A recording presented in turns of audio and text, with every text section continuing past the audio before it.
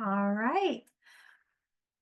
Hi, everyone. My name is Kate Zullo. I am the head of education at the Litchfield Historical Society. And welcome to today's webinar, which is Exploring Perspectives and Identities of Native Hawaiian Students at the Cornwall Mission School. All right, I'm just going to pull up my PowerPoint here. All right. Oh, I didn't hit share. 1 second.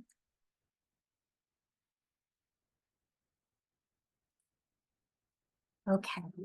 All right, so just a little background on this project and how it started and what the project is. So this project to create museum programming for the new AAPI curriculum standards really started back in 2022 when our archivist here at the Historical Society was connected with JHD and reached out because, our mission here at the Historical Society is to use our local history as a window to explore larger themes, sort of national and global themes in history.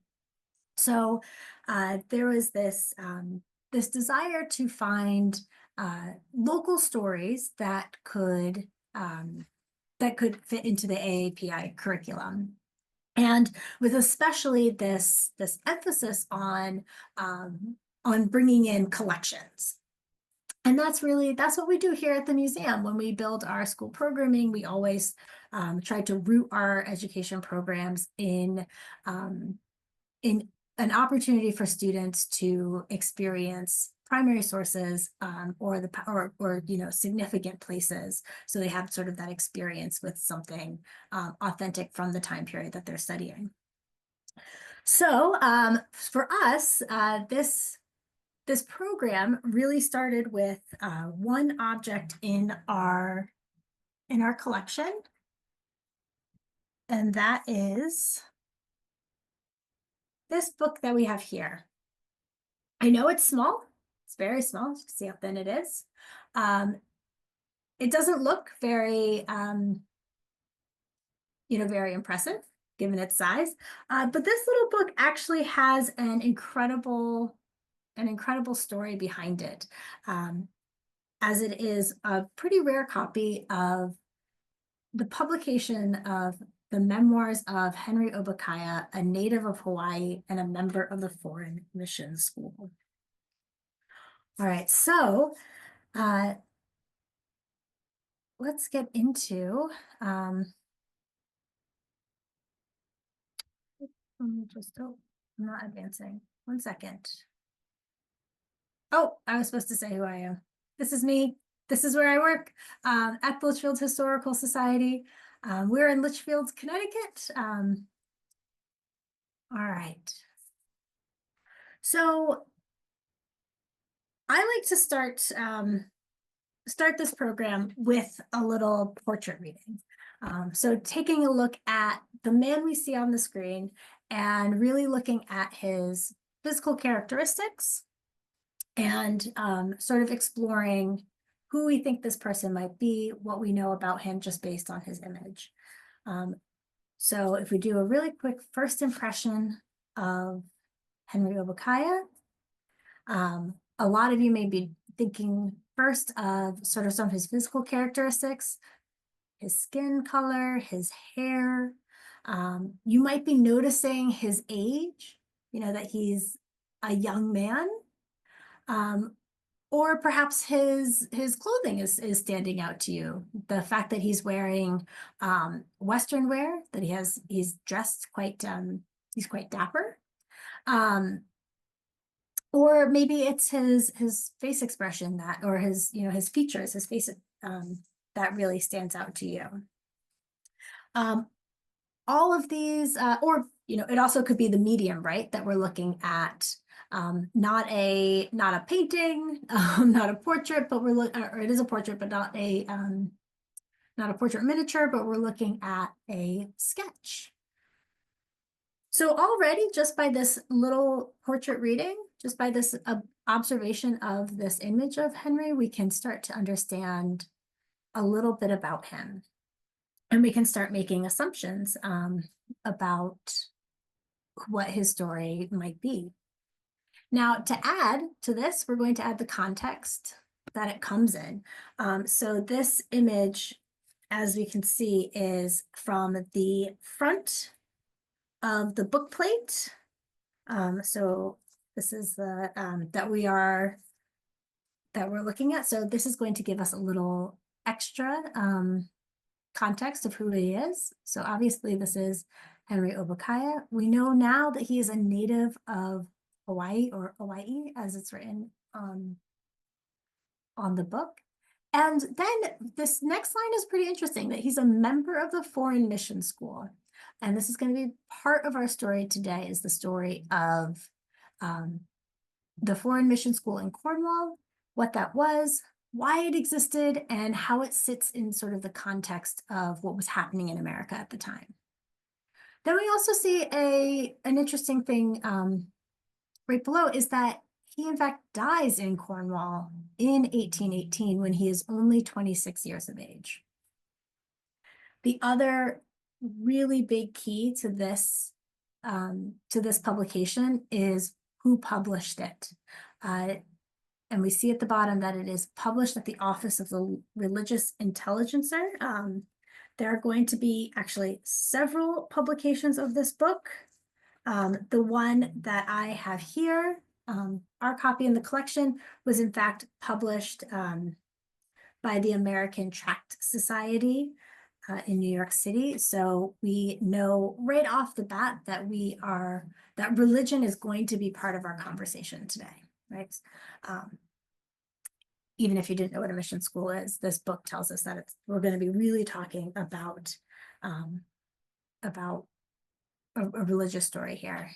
And maybe by looking at this, we still have a lot of questions that this book plate is bringing up, such as, how did a young man from Hawaii end up at a foreign mission school?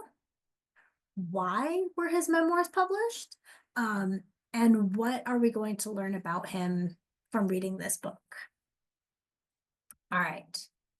Well, let's back up just a little bit and talk about Henry's life. So Henry Obokaya was born in Hawaii in around the year 1787. So that's sort of the approximate date of birth. And at the time of his birth, Hawaii was going through a sort of violent process of unification. So this was sort of a time of war, a time of struggle. And that when he was around 10 years old, his parents died sort of in this violent conflict. He ends up living with an uncle, but we can understand that his years in Hawaii were marked by a lot of unrest. So when a ship arrived, he writes in his memoir, about this time there was a ship come from New York, Captain Brittenell, the master of the ship. As soon as it got into harbor, in the very place where I lived, I thought no more but to take the best chance I had, and if the captain had no objection, to take me as one of his servants. So at this point, Henry Obokaya hops on a ship from New York City that was headed out on a trade expedition. But I think it's important really that we understand what the state of America was at this time, right around 1800. We know, of course, that America is a new nation. And we're in a period of nation building. Obviously, we're going to do this in so many ways, right? We're building laws, we're expanding west. But the two ways I want to focus on for nation building at the time was, one, we were engaging in global trade. Oftentimes we like to think of like after the revolution as the world being quite small, but we know in fact that there was that traders were going, all over the world. And in 1784, just after the revolution, is when our American ships actually first land in China. And this China trade is going to open a lot of economic opportunity and trade. China, of course, has things like tea, porcelain, silk, cotton. And in the US, we also have a lot of raw materials we're looking to export. We have, animal skins and cotton and lumber, tobacco, all of those things that we're looking to trade. And China is the place where a lot of these ships are going, right? So we're traveling these absolute massive distances. The other way our nation is building, the other way we're trying to increase influence is through religion. This is through especially missionaries. Sometimes it's hard to conceive of the time of how pervasive religion was in the daily lives of Americans, right? It wasn't a Sunday activity, it was an everyday activity, right? It's an every moment activity. And the time period that we're really focusing on is the time period of the Second Great Awakening, which is this time period of it. There's this religious revival. There's an emphasis on social reform and salvation.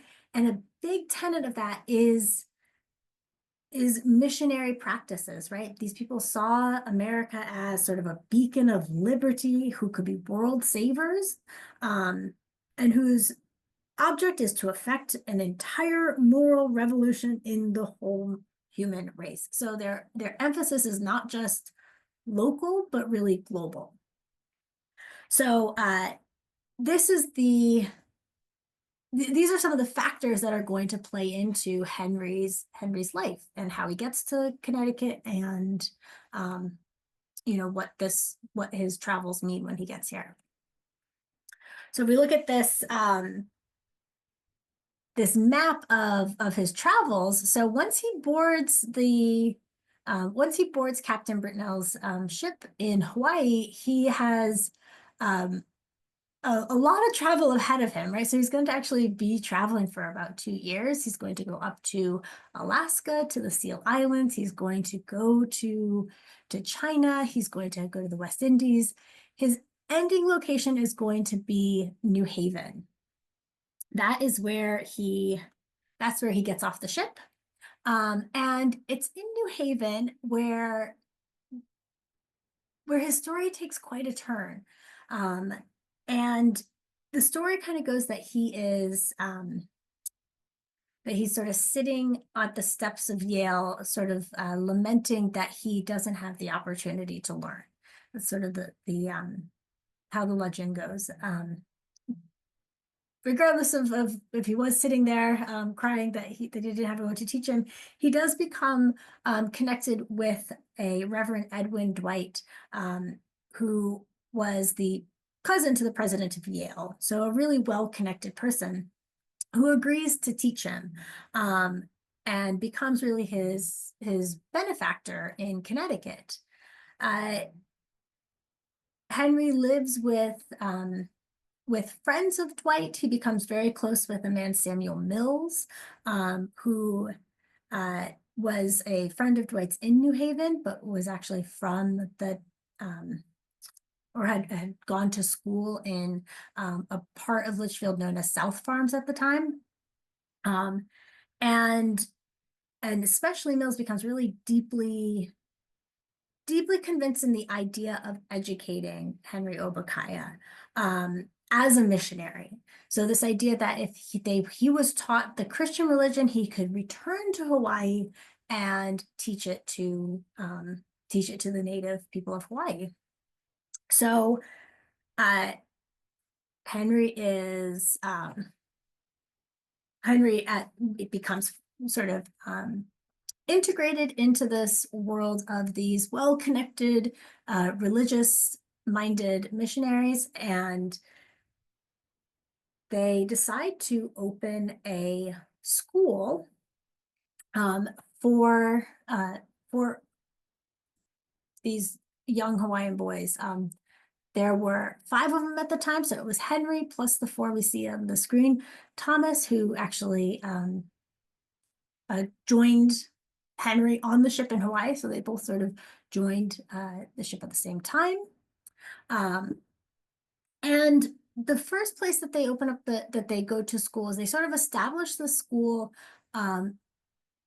in Morris, which at the time was sort of a part of Litchfield, but today is its own community. And Morris at the time had the Morris Academy, which was a really well-regarded school. It's where Samuel Mills had been a pupil, so we can imagine Samuel having gone to the Morris Academy, and then when he has this idea to create a missionary school, he recruits these 5 Hawaiian students and opens the school. At the first beginning, they called it the Heathen School, and this is what Mills writes. The object is to furnish a place for collecting and instructing all the heathen youth that may be thrown upon our country or sent to this country for education. Of the Hawaiians, 3 or 4 are pious. It is very evidently God's design to prepare some of these young men to return as missionaries and interpreters to their own country.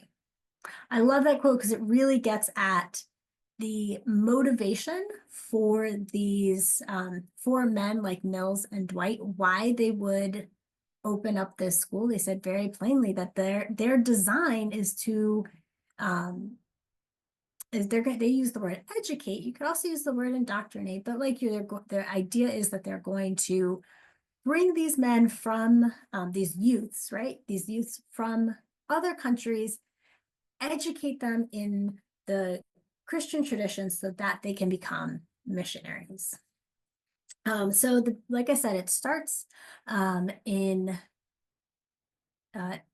South Farms, and then quickly the next year moves to the town of Cornwall. And here it's known as the Cornwall Foreign Mission School. So I think it's a great idea to stop for a second and really think about what the name of this school is. So it's the Cornwall Foreign Mission School.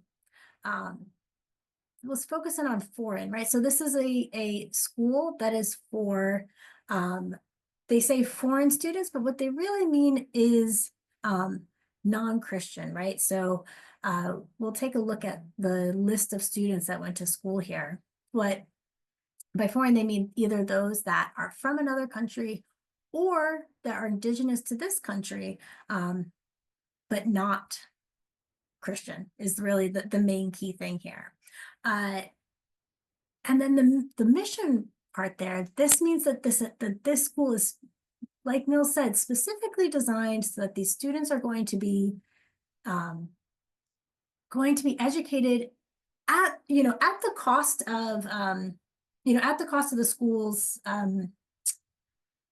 proprietors, right? So Henry and Thomas and those Hawaiian boys, they were being educated at the cost of the school founders. But there is a cost to them, right? Their cost is that they are going to be expected to travel back to their homelands, and they're going to be expected to serve the mission of spreading Christian ideology. So, right, bring non-Christians to the mission school, educate them, teach them to be missionaries, send them back to their own communities to convert others. That's the purpose of the school. In the just roughly around 10 years that the school exists, it closed in 1826. It educates about 100 young men. We know it starts with the first 5 Hawaiians, but I think this list of students at the school from 1823 is really fascinating for a few reasons. Let's take a look at first the information that is given about each of these people. We see the names on the right-hand side, and then we also see their native names.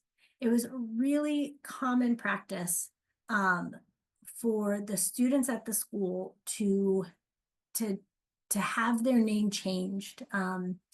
We know that you know, Henry Obokaya tells a little story in his memoir of how his friend Thomas got the name, that the name was given to him by like the by the man who took care of the cargo on the ship, gave him the name Thomas. Henry never speaks exactly on how he comes by the name Henry, but likely it was somewhat similar. We also see one thing that was very common was for students to take the names of famous religious individuals. A couple examples, like George Whitefield is the name of a student, named after, of course, the more famous Reverend George Whitefield. So one thing that we can really explore in this story is names and what our names mean to us, how our names are part of our identity, part of our culture, what it means to take a new name or be given a new name, and how even that is can feel different for someone. And interestingly, even like on this document where the names are listed first and the native names, which are, likely the names that these students were born with, are, secondary to the names that are being used when they're students at the school. We also see where these students are coming from. We do have the students from, it says here Oahe, so the Hawaiian students up at front, but we also see that very quickly that this school becomes a place for a lot of Native American students, right? So that we have students from the Stockbridge Nation, we have Mohegan, Oneida, Iroquois, Narragansett, Cherokee, Choctaw. So we have this real, a thing we learn here is that we have a real mixing of cultures at the school, right? So this is not simply, all Hawaiian students, but we have even people from, who are Chinese or from New Zealand. Interestingly, we have one student who's simply listed as Jew, also Portuguese and Greek. So we see that this is going to be a real mix of nationalities, mix of languages, that are native spoken languages. Part, of course, the idea here is that they're going to be learning the English language. And in fact, one of the really interesting things we see is that some of the students who are going to be going to school here are, especially some of the Native students, are actually from prominent families whose families decide to send them to this school for an education that will hopefully make them more, what's the right word here, like more a little better understanding of sort of English traditions, right? So if you are, for instance, if you're a leader of a Native tribe and you want to better negotiate or have better relations with the federal government, sending your son here to learn sort of these traditions in hopes that it would give you an advantage. And a lot of those students are actually students with sort of mixed ancestry. So like I said, the school operated for about 10 years. It closes in 1826, actually, after, despite being at first really welcomed by the community and like really sort of, for a deeply religious community to say like, oh, we have a mission school in our town. They really were, excited about those possibilities. a lot of that local welcoming disappeared after two of the Cherokee students, two of the Native students actually married local white girls. And then very quickly the town decided they did not want the school anymore in their community, that they'd in fact basically pressured the school to close. Lots of local opposition. All right, so that's sort of the contextual information about this program. And it's really important for us at the Historical Society that when the students that are coming to take part in this program often don't know much about Henry Obakaya or the Cornwall Mission School. It's not something that is often taught in classrooms specifically. So when we conceived of this field trip, we sort of conceived it as sort of a complete unit. So a field trip would start with basically the information that I just told you, all of this contextual information about Henry Obakaya, about the Cornwall Mission School, so that students would be prepared that they'd have this information when we go down into our reading room and to take a look at items from our archives for sort of a primary source evaluation. It's, like I said before, centering our collection is really key to how we conceive of our field trips here.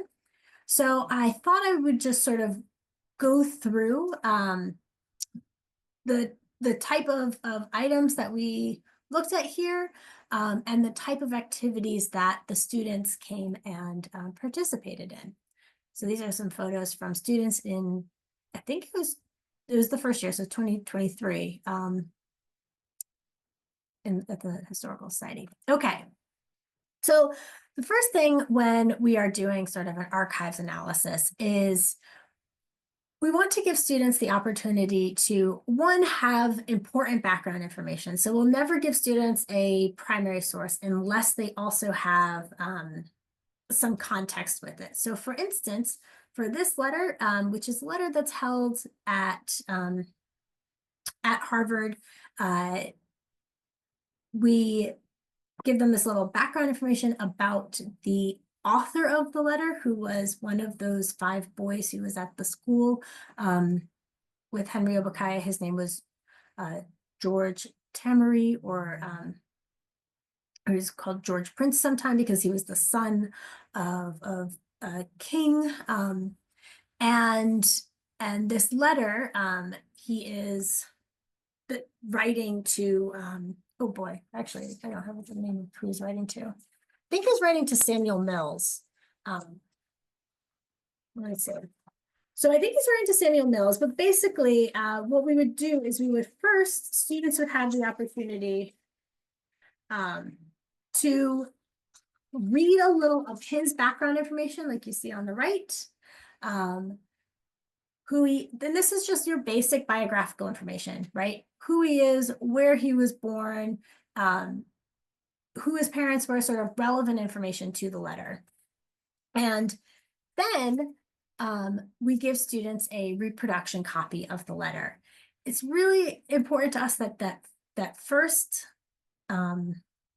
the first exposure they have to the letter is with the reproduction copy. Obviously, obviously this letter is not in our collection. This letter is at Harvard, but even with the items and the letters in our collection, we want students to have an opportunity to sort of explore them without fear of damaging them. So a reproduction copy is really great for that. The other reason why we gave them a reproduction is that we want them to interact with this physicality of the object. So we want them to be looking at things like the handwriting and, the condition of the letter. There's so much we can understand based on just the letter themselves. I didn't put this in the screenshot, in the slideshow, but we can even compare sort of like the letter that George wrote with this other letter that his father wrote, and we can just compare, even just like the handwriting, like the ease with which these two men are our writing, right? And we see that George has a really fine penmanship. So after giving, also almost every student right away will say, oh, I can't read cursive. And what I always say is, well, try, just give it a shot, see what you can make out. Because it turns out that you can actually, puzzle through a lot of the things and actually be able, a lot of students can read more than they think they can if they just give it a little go. And actually it keeps them really engaged because then they, kind of feel like they are playing a little game and they get pretty excited. So with this letter, we would give them the background information, read a little bit about the letter, and then the next thing we do is this is the full letter. So he's writing it to Samuel Worcester. We'd give them the full letter, and then we would have them do what we call an archives analysis. Now, the analysis we use changes depending on the age of the group that we are working with and the material that we are working with. So when we're working specifically with this program, which is designed for high school students, we use what's called the HAPI analysis. So this is where we're looking specifically at the historical context, the audience, the purpose, the point of view, and the why about the letter. And it's really important that we work in groups on this so that we can create conversation. At this point, usually in the analysis is when we will give students a transcription, right? Because now they're really going to have to know, they've experienced the letter itself, and now they're going to get into the context, right? Into the meat of the letter. So we can see here, this is the one from George, where he's writing to Samuel Worcester. And we ask the students sort of a variety of questions that help them understand how this document can be used as evidence to better understand the story that we're learning, right? So we'll ask them questions like after they read this. We won't focus so much on sort of the like yes or no answers, but some of the more inquisitive answers. So like, what in this letter did you read that you did not expect, right? Or what type of biases and stereotypes do you see? And we ask this type of question because we want to be, for the students, not only to be engaging with what is written in the letter, but the main reason is for them to draw connections with the story that we were just learning upstairs, right? So we're trying to have them use these primary sources as sort of the things that are going to fill in their understanding of the story and make them evaluate what they've just been told even. And when we're doing this analysis, obviously with every program, we change the questions that we're asking the students to answer. We want the questions to be relevant to the document that they are working with. And also one thing we do is that we give each group a different set of material, right? So that the groups can, at the end of the day, at the end of the program, what they're really going to be doing is sharing, sharing what they learned with others, and in that way, sort of reinforcing what they learned when reading this letter. Just a great example of some that the students wrote on a previous trip. What they didn't expect to see. The student wrote that they didn't expect to see that.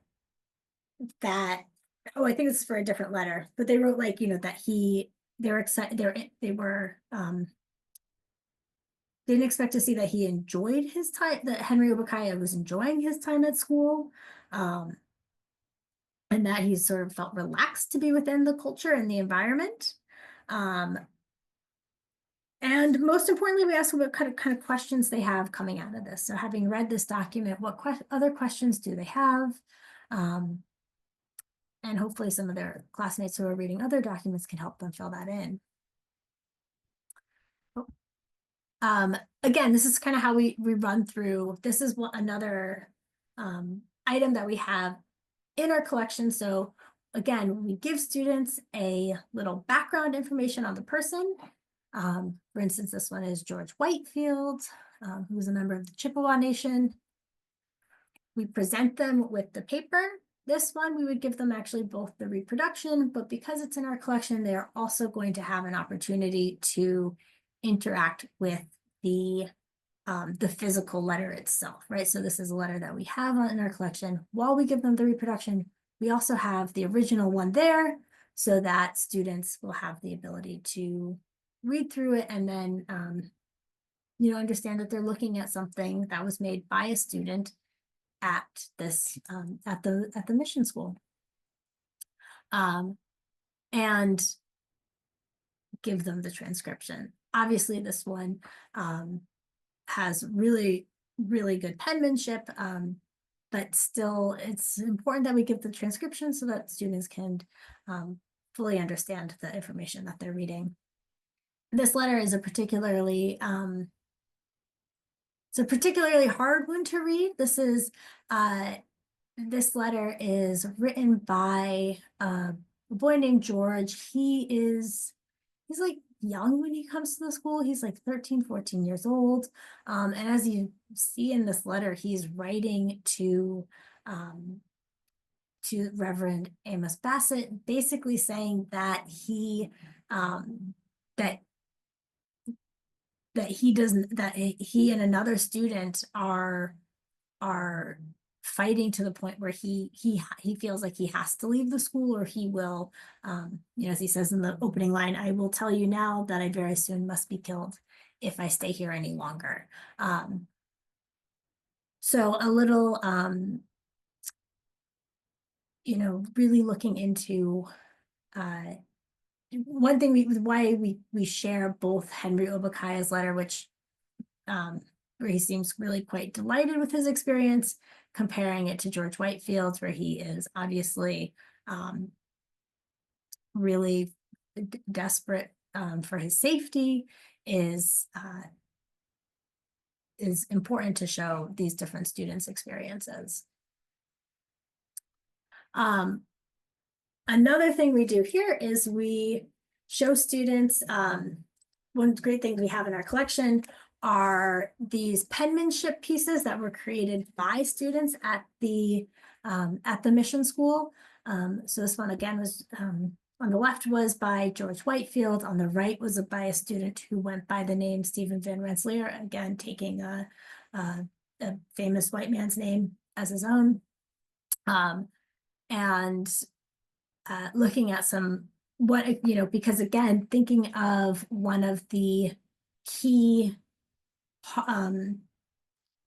parts of the education was this assimilation, including things like penmanship.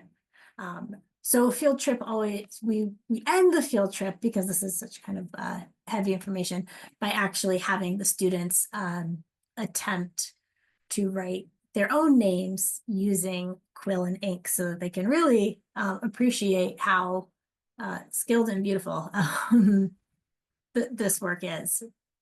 And also, the type of learning it took to be able to write with such beautiful penmanship.